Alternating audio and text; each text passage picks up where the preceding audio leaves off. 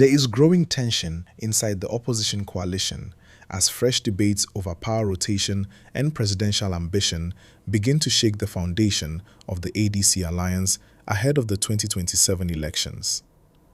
What started as quiet political disagreements is now becoming a public conversation, especially after some northern political figures reportedly asked former Vice President Atiku Abubakar to step aside and allow the presidency return to the south. At the same time, supporters of President Bola Tinubu believe these disagreements may strengthen the ruling APC as the opposition struggles to maintain unity. For many Nigerians watching closely, this is more than just another political argument. It touches on one of the most sensitive issues in Nigerian politics: zoning and regional balance. The debate is already creating serious conversations across the north and south, especially among voters who believe fairness and political stability depend on power rotation between regions. Before we continue, if you enjoy clear political analysis like this, take a second to like the video, subscribe to the channel, and share this discussion with others following Nigerian politics closely. And most importantly, drop your opinion in the comments, because this conversation is becoming one of the biggest political debates ahead of 2027. Over the past few months, different opposition figures have been trying to build a stronger coalition capable of challenging the APC in the next presidential election.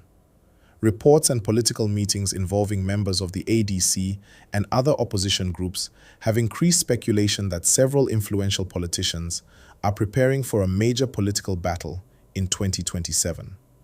But even before any official campaign begins, internal disagreements are already appearing. According to several political observers and local reports, some northern stakeholders within the coalition believe it may be difficult to convince southern voters to support another northern presidential candidate immediately after the current administration. Their argument is centered on the long-standing unofficial zoning tradition in Nigeria, where power rotates between the north and the south to maintain political balance. This is where the pressure on Atiku Abubakar is becoming more noticeable. Atiku, who has contested for president multiple times and remains one of the most recognizable opposition figures in Nigeria, is still believed by many supporters to have strong political influence, especially in parts of northern Nigeria. However, critics inside the coalition reportedly feel that another Atiku presidential ambition could create fresh divisions and weaken opposition unity. Some northern leaders are now said to be advising him to support a southern candidate instead, especially if the coalition truly wants to challenge President Tinubu effectively. Their reasoning is simple. They believe the APC will strongly defend the argument that power should remain in the south for 8 years, just as former President Muhammadu Buhari from the north completed 8 years before Tinubu emerged. And this is where things become politically complicated. Within the opposition itself, there are different camps with different interests. Some politicians believe experience should matter more than zoning. Others insist regional balance is more important if the opposition hopes to gain wider national acceptance. This disagreement is now slowly turning into a struggle over strategy, loyalty, and political survival. For Atiku's loyal supporters, the former vice president still represents one of the strongest opposition voices in the country. They argue that he already has political structures across Nigeria, national recognition, and experience from previous elections. Some even believe he remains one of the few opposition figures capable of mobilizing nationwide support quickly, but others disagree strongly. They argue that Nigerian politics has changed significantly since 2023. Many younger voters are paying closer attention to regional fairness, political alliances, and coalition building. Some believe presenting another northern candidate against Tinubu may become difficult to defend politically, especially in southern states where zoning remains a sensitive issue. Interestingly, this debate is not happening only inside political parties. Ordinary Nigerians are also discussing it on radio programs, online platforms, and political forums. Some citizens believe zoning promotes fairness and national unity. Others believe competence should come first, regardless of region. At the same time, supporters of President Tinubu appear to be watching these opposition disagreements carefully. For the APC, a divided opposition could become a major advantage heading into future elections. Political analysts often say opposition unity is usually one of the biggest threats to any ruling party. So whenever internal arguments begin early, it can weaken momentum before campaigns even fully start.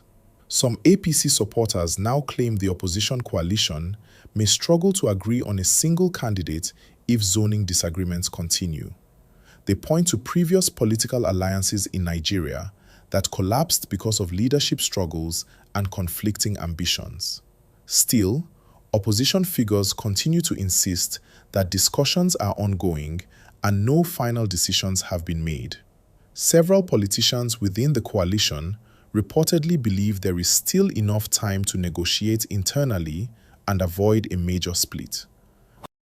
One important thing to understand is that Nigerian coalition politics can change very quickly. Alliances that appear weak today can suddenly become powerful tomorrow. At the same time, strong political partnerships can collapse unexpectedly because of disagreements over tickets, appointments, or regional interests. That uncertainty is exactly why many Nigerians are paying attention to this ADC situation. Another major factor in this conversation is the growing political influence of southern politicians within opposition circles. After the 2023 election, many southern political actors began pushing more strongly for continued southern representation at the presidency. Some believe allowing another southern candidate could improve national acceptance and reduce regional tensions. However, not everyone in the north agrees with that position completely. There are also voices arguing that democracy should allow every qualified candidate to contest freely, regardless of zoning arrangements. According to that argument, political parties should focus more on electability, governance plans, and national appeal instead of informal regional agreements. So right now, the opposition coalition appears to be balancing two difficult goals at the same time. On one side, they want unity strong enough to challenge the APC effectively. On the other side, they must manage internal ambitions without alienating important political blocs. And this balancing act may become even harder in the coming months. Because as 2027 gradually approaches, more politicians are expected to openly declare their ambitions or quietly position themselves behind the scenes. Once that happens, negotiations over zoning, party structure, coalition leadership, and candidate selection could become far more intense. For President Tinubu and the APC, the current situation may offer some political breathing space. While opposition figures continue debating strategy, the ruling party can focus on strengthening its structures and defending its record before voters. At the same time, Nigerians themselves are likely to judge all parties based on economic conditions, security concerns, cost of living, infrastructure development, and governance performance over the next few years. Political calculations alone may not decide the election. Public frustration or public satisfaction could also shape the direction of the country politically. And that is why these early coalition debates matter. They give Nigerians a preview of how prepared the opposition truly is.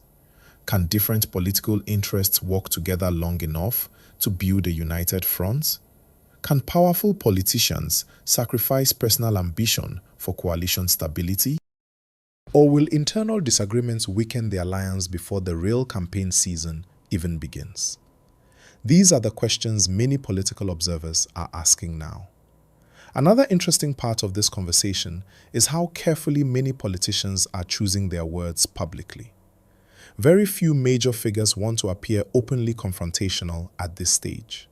Instead, most statements are being framed around unity, fairness, consultation, and national interest.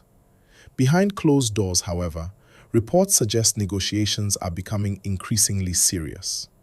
Some analysts believe Atiku himself may eventually face a difficult decision. If he contests again, he risks deepening internal disagreements over zoning. But if he steps aside completely, it could reshape the opposition landscape and create opportunities for newer political alignments. Either way, his next political move will likely influence the direction of opposition politics significantly. And for younger Nigerians watching all of this unfold, the situation also reflects a broader reality about Nigerian politics. Alliances are often built on negotiation, compromise, and regional calculations as much as ideology. That is why political conversations before elections can sometimes become just as important as the elections themselves.